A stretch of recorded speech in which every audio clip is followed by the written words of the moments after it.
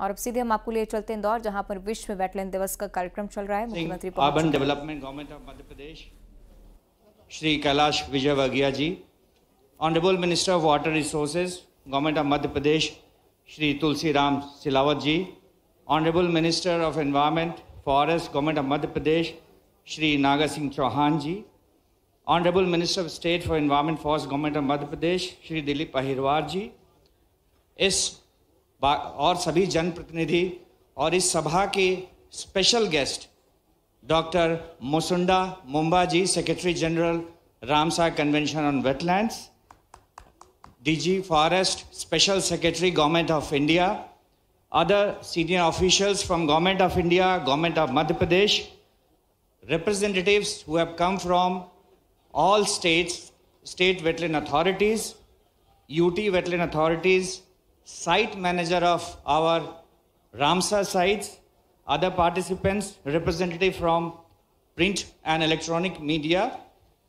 I'll take this opportunity to welcome all of you on behalf of Ministry of Environment, Forest and Climate Change, Government of India. At the outset, I would like to congratulate and wish you all the best for the World Wetland Day. आप सभी को World Wetland Day की बहुत बहुत बधाइयाँ और शुभकामनाएं। इससे पहले मैं शुरू करूं, एक अच्छी खबर के साथ मैं पूरे कार्यक्रम को शुरू करना चाहता हूं, जो 2 दिन पहले तक हमारी cooperation from all state governments and UT administration, India's national programming has considerably evolved in the last 4 decades. The ministry introduced a scheme for the conservation of wetlands in the 7th 5-year plan to enable the state governments to develop and implement management plans for prioritized wetlands. And ministry has continued support to the state governments for designing and implementing management plans for priority wetlands under centrally sponsored schemes such as National Plan on Conservation of Aquatic Ecosystems, Integrated Development of Wildlife Habitat covering wetlands located within Protected Area Network, and Scheme for Conservation of Mangroves and Coral Reefs. It is, however, apparent that in a country as diverse as India and as diverse wetland regime that India has, the focus on few significant wetlands with major financial assistance from the central government was insufficient to address the immense developmental pressure on these ecosystems. And that is why post 2014, 2014 के बाद से, the efforts have been made to broad base the wetland conservation efforts with a focus on decentralized governance. 2014 के बाद decentralized governance की तरफ भारत सरकार का focus हुआ है, and in 2017 the amendment to the Wetland Conservation and Management Rule was brought in,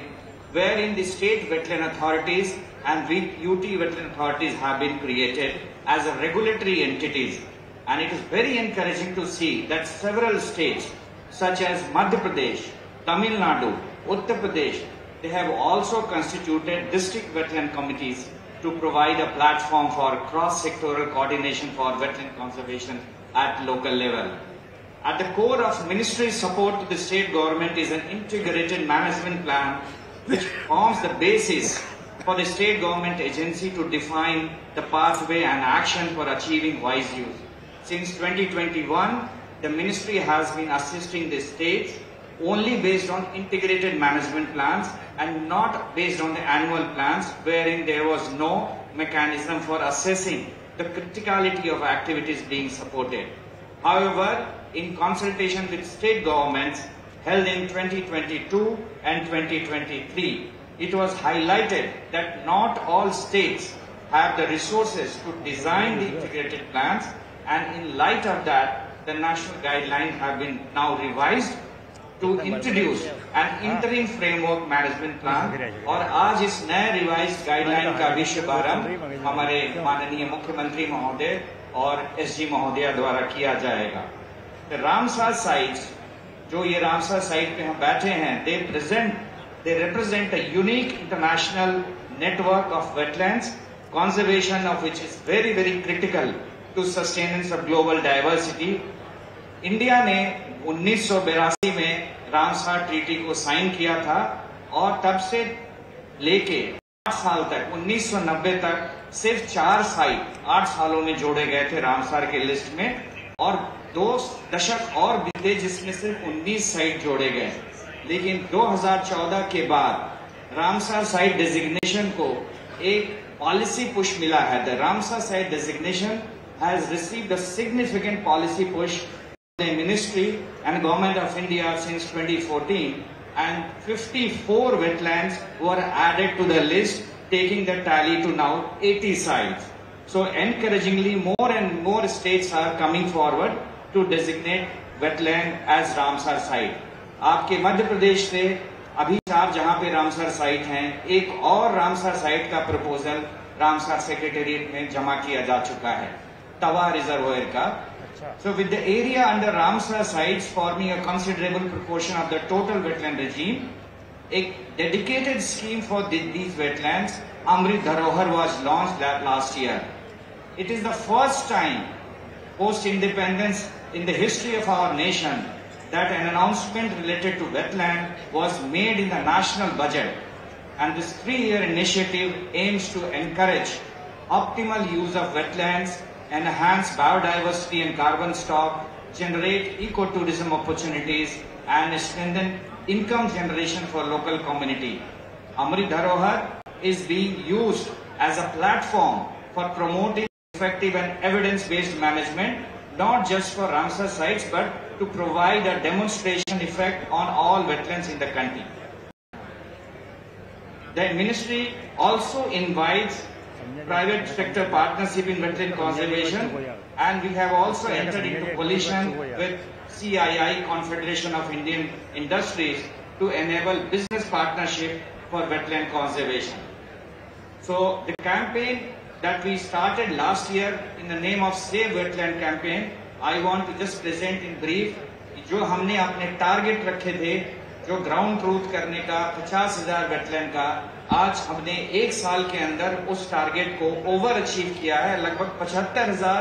wetland का हमने ग्राउंड ट्रूथिंग किया है, 20,000 वेटलैंड मित्रा हमने बनाए हैं, 5,000 से ज्यादा हेल्थ कार्ड बनाया है।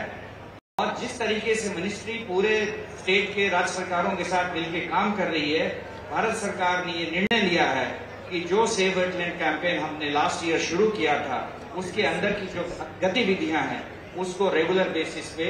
आगे चल के रखना है। और हमारा ये उद्देश्य है कि सहभागिता से संरक्षण और संरक्षण से समृद्धि। इन्हीं शब्दों के साथ मैं अपने शब्दों को विराम देता हूं। धन्यवाद। धन्यवाद doctor Vajpayee, joint secretary environment forest. और अब मैं स्वागत उद्बोधन के लिए शहर के प्रथम नागरिक माननीय महापौर महोदय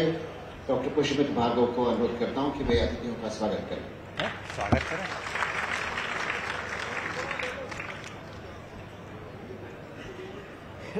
मध्य प्रदेश के बहुत ही यशस्वी, लोकप्रिय और बहुत कम समय में पूरे मध्य प्रदेश को कई सारी सौगातें देने वाले डॉक्टर मोहन यादव जी,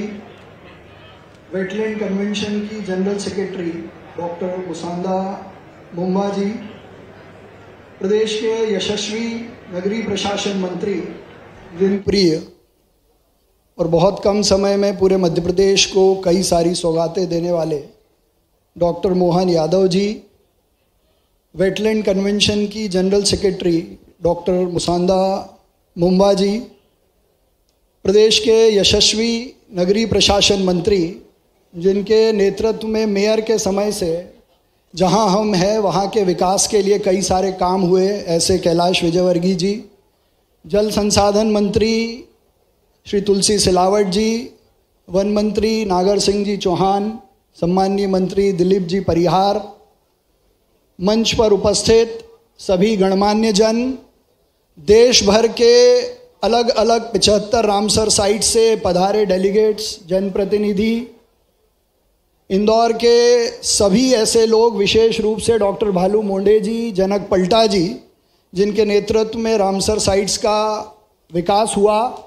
मैं इंदौर के प्रथम नागरिक होने के नाते यहाँ पधारे सभी प्रतिनिधियों का, देवियों का, सज्जनों का हार्दिक स्वागत करता हूं, वंदन करता हूं, अभिनंदन करता हूं।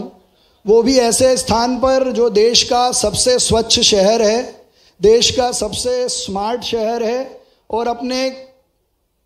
क्लीन एयर इनिशिएटिव के लिए भी देश भर में अग्रणी पंक्ति में खड़ा हुआ है। हम सबके लिए सौभाग्य की बात यह है कि आज 2 फरवरी को वर्ल्ड वेटलैंड डे पर जब माननीय प्रधानमंत्री श्री नरेंद्र मोदी जी के नेतृत्व में देश में 75 रामसर साइट थी, जो आज डॉक्टर मुंबा ने आते ही इस देश को 5 नई रामसर साइट्स देने का काम किया है। What I am mentioning is that with your first arrival in India, now we have 5 more Ramsar sites, wetlands in India, which is added to the credibility. लेकिन महत्वपूर्ण यह है कि हम जिस स्थान पर हैं, यहाँ पिछले हमने 2 महीनों में कई सारे ऐसे अनूठे काम किए जिस कारण से इसकी खूबसूरती देखते ही बनती है। यहाँ की वीड और हमारे दूसरे रामसर साइट यशवंत सागर के कमल को मिलाकर एक नया पुष्पगुच्छ जो भारत सरकार के लिए हमने अपनी 2 रामसर साइट से दिया है, मैं उसके लिए रामसर पर काम करने वाले सभी अधिकारियों का विशेष रूप से धन्यवाद करता हूं, अभिनंदन करता हूं। लेकिन चुनौती यह है कि इनको कैसे प्रोटेक्ट और प्रिजर्व किया जाए, इसलिए हमने विशेष रूप से 20 MLD का एक सीवरेज ट्रीटमेंट प्लांट बनाने का काम यहाँ शुरू कर दिया है, ताकि अपने सही अर्थों में इन वेटलैंड्स को प्रोटेक्ट किया जा सके, इनका इको टूरिज़्म बढ़ाया जा सके। इस इको टूरिज़्म को दिखाने और सिखाने के लिए